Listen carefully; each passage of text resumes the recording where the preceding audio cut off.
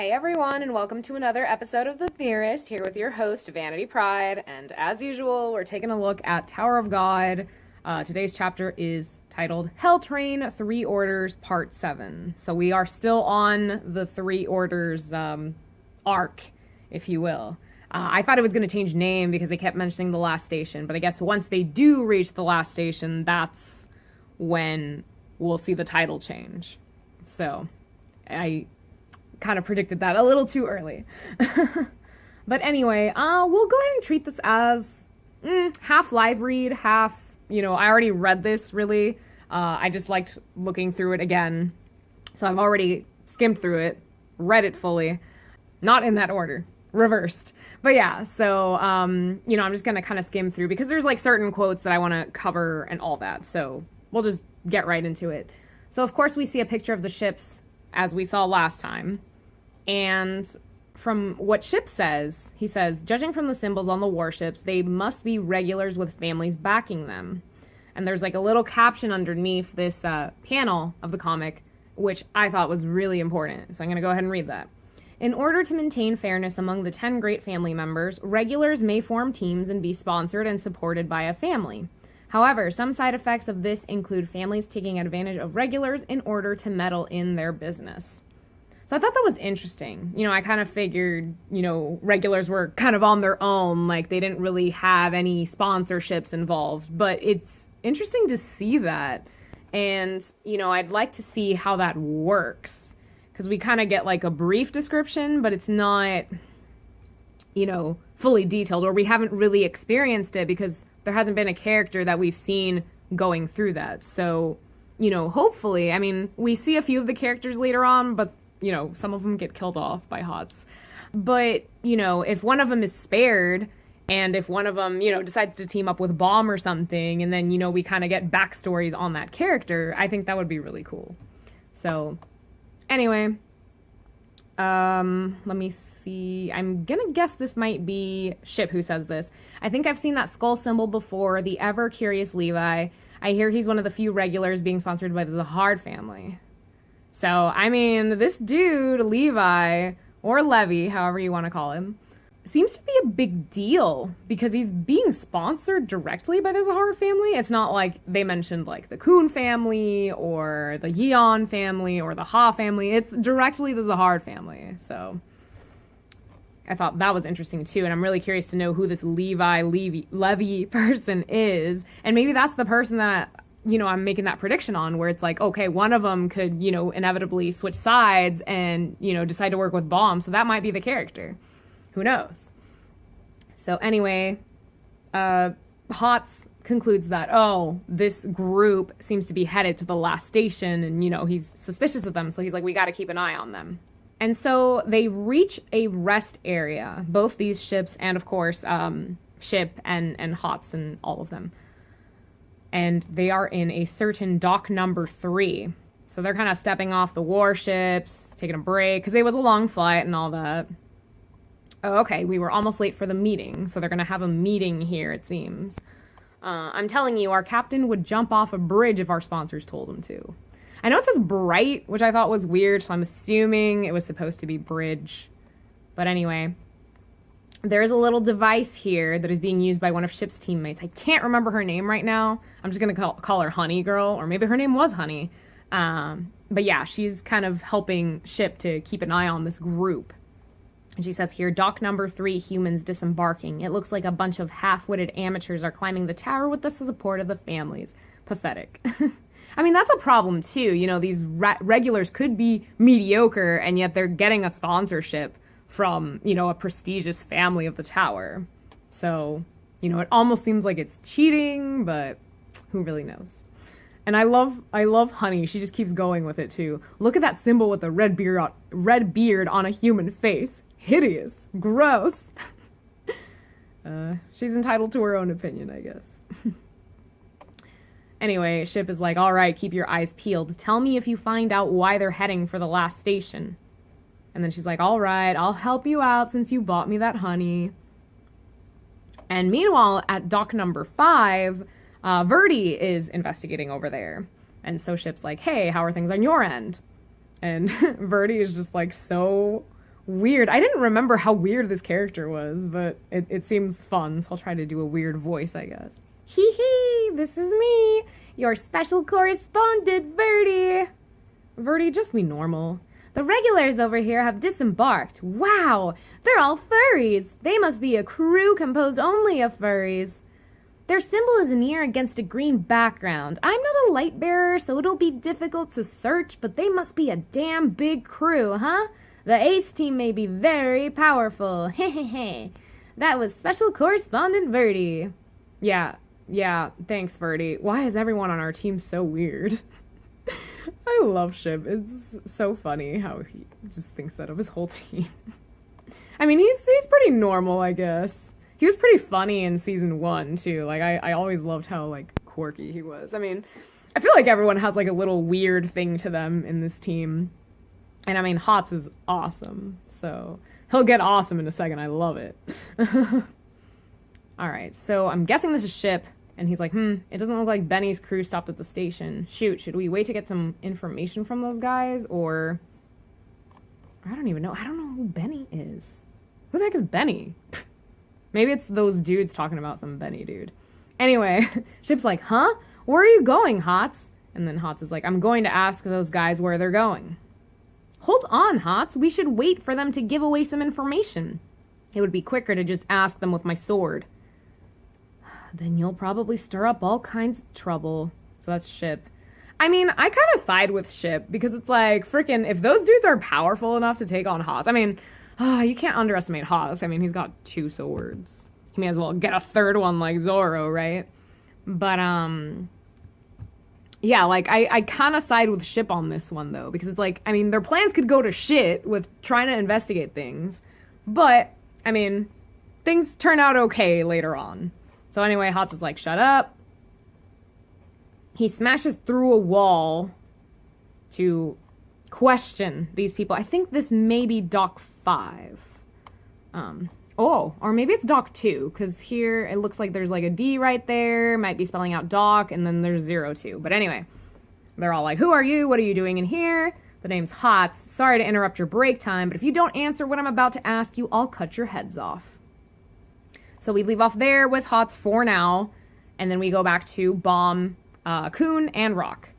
So Kun is still floating up there, but Bomb, a month before, figured out a way that they could wake up Kun and get him back to normal, which is super cool. So I'm not going to read the whole thing, but I do want to read this brief quote from Evan. I'm going to read a few, but we'll start with this one. But in the ancient chronicles, there's a case where someone in that state managed to wake up again after being warmed up by the flame of the Yeon family. So Bomb and Rock get excited because they're like, oh, hey, we're friends with Yua Yeong. Like, she's going to be able to help us out. But there's a catch, as Evan so provides. But it's not as easy as it sounds. The Yeon family recorded in the ancient records refers to a Woon Yeon, a very famous ranker. There's a good chance that it will be impossible with a regular's power. Plus, that lady in your group is still too far below us to arrive here yet. And at first I misread that. I thought he was like, oh, like, you know, she's not powerful enough like us to do it. And I'm like, dang, that's harsh. But then I was like, oh, wait, like as in like floor level. You know, she's a few floor levels below them. I can't even talk. So it'll take her a while to get to where they're at. But it's super cool because Yuri actually knows this ranker who is also a member of Wolhake Song. So she's going to be able to set up a meeting between him and Bomb. And so that has Rock and Bomb excited that, hey, we're going to be able to get our friend back and wake him up and all that. So that is very good news to hear. And like I said, I highly doubted that Kun was going to die. So there is a chance that he will come back, and hopefully soon. And then we go to Andrasi and Hwaryun. They're chilling by the pool. And Andrasi mentions here, anyway, I didn't like the aftertaste of that last battle. I think Rachel escaped. Which when I read that, I was like, okay, did Bomb not mention anything to her? I mean, I forget how much time has passed. But I mean, if a month ago Bomb found out of a way to help Kun, then how has he not mentioned anything to Andrasi? Or maybe it's just a mistranslation. And that is known on behalf of everyone. So, you know, I just kind of find it weird that Bomb would hide that from Andrasi. So maybe she does know, and it was just translated incorrectly. But anyway, she says, plus White disappeared with her. He sure didn't seem like he was going to run away. I still don't understand why he suddenly disappeared. And then she's like, Hwaryun, you were the first one down there. Do you know anything about this? And Hwaryun's like, nope. Why do you suspect me? And then Andrasi's like, isn't it obvious? Because you're both in Foog. Tell me the truth. You're hiding something, aren't you? Hwaryun responds, White was already gone when I got down there. I have no idea what happened. And Andrasi's thinking to herself, like, that little chump. She's so suspicious. I haven't trusted her since the first time we met. So now that worries me a little bit. If Andrasi is having suspicions, and I feel like Andrasi has, like, really good intuition. So, you know, it's like, I'm gonna side with Andrasi, I guess. Like, I feel like something's up. I'm really hoping that Hwaryun doesn't betray them, but I mean, what a plot twist that would be, right? It would be, because we haven't seen...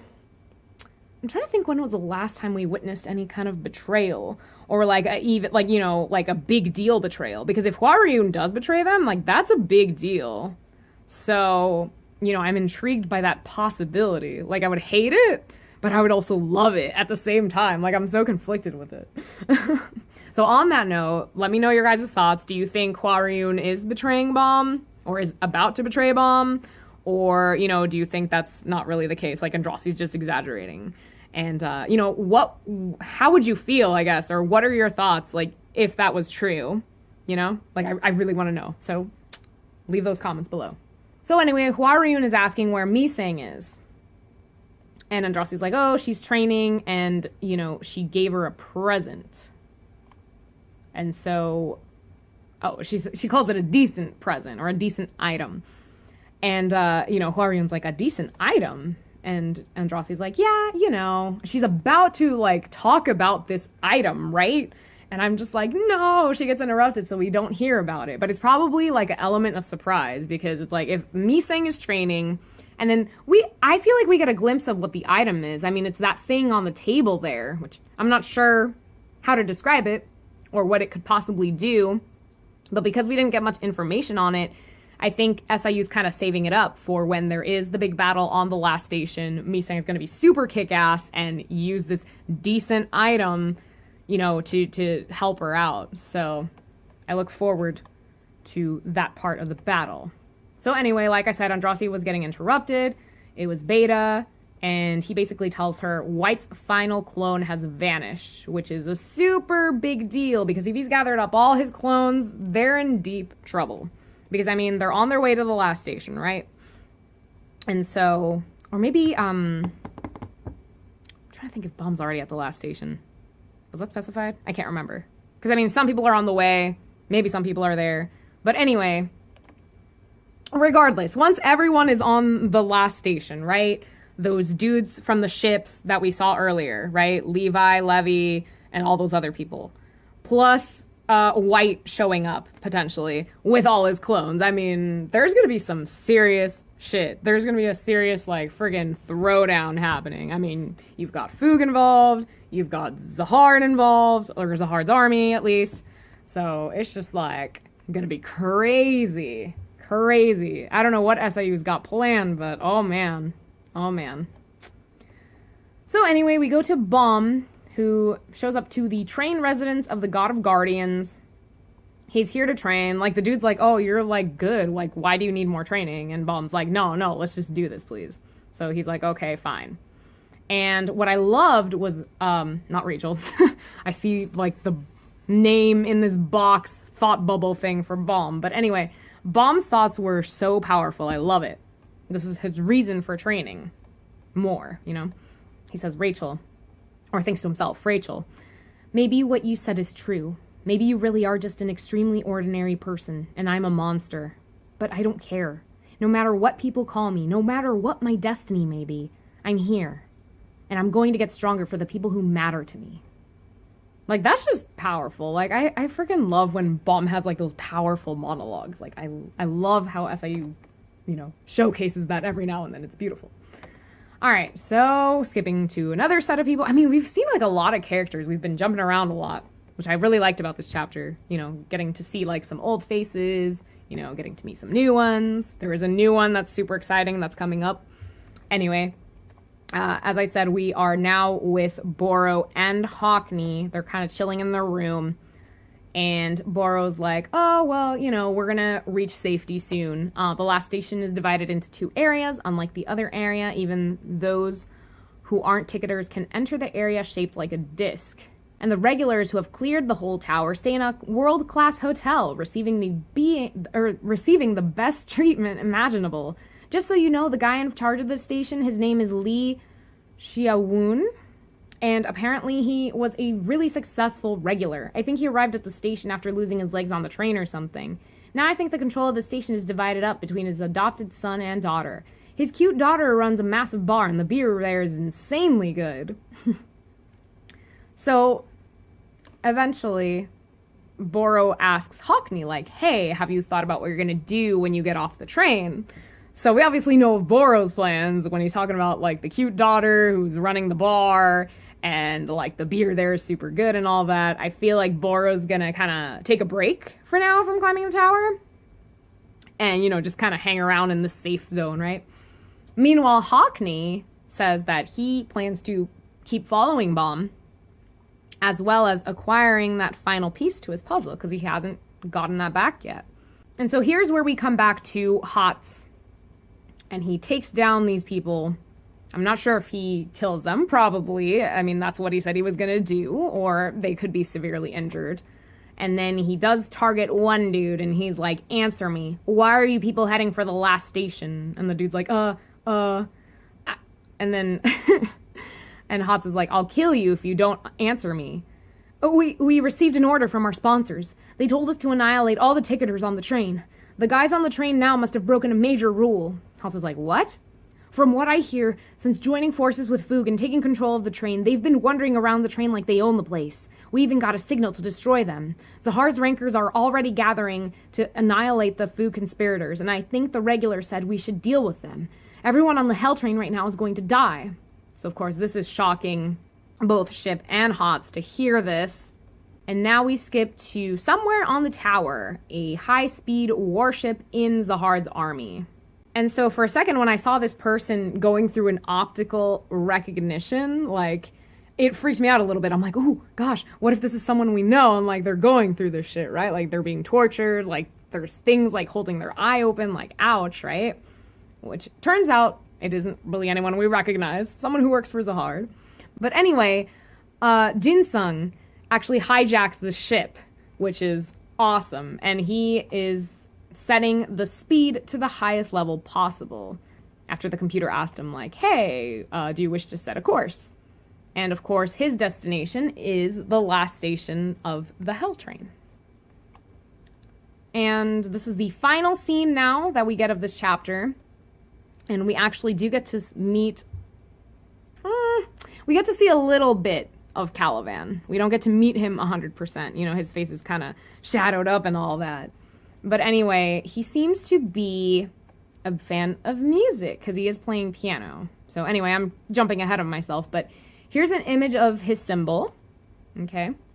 And right now he's on the 52nd floor of the tower, and then here it says Zahard's Army, 4th Squadron, Caliban's warship, and there's like the music notes floating around, and he's playing piano, like I said. And he's grinning here. We don't get to see, like, the color of his eyes. You know, like I said, he's enshrouded in mystery, basically.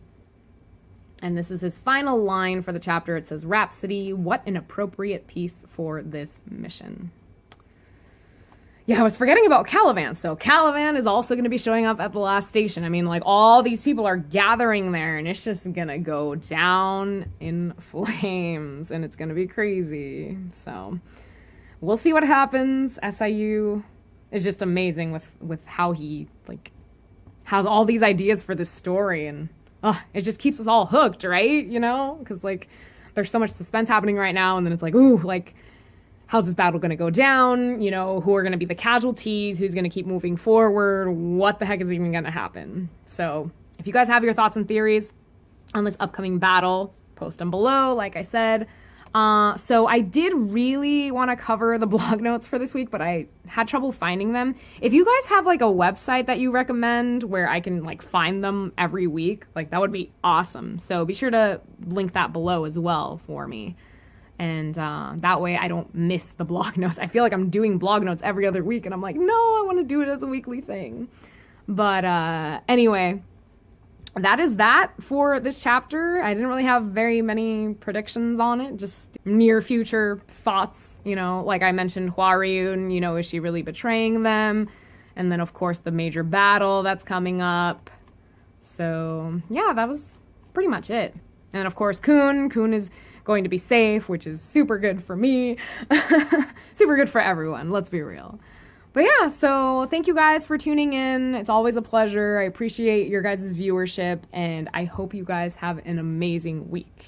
And I will catch you all in the next one. Peace.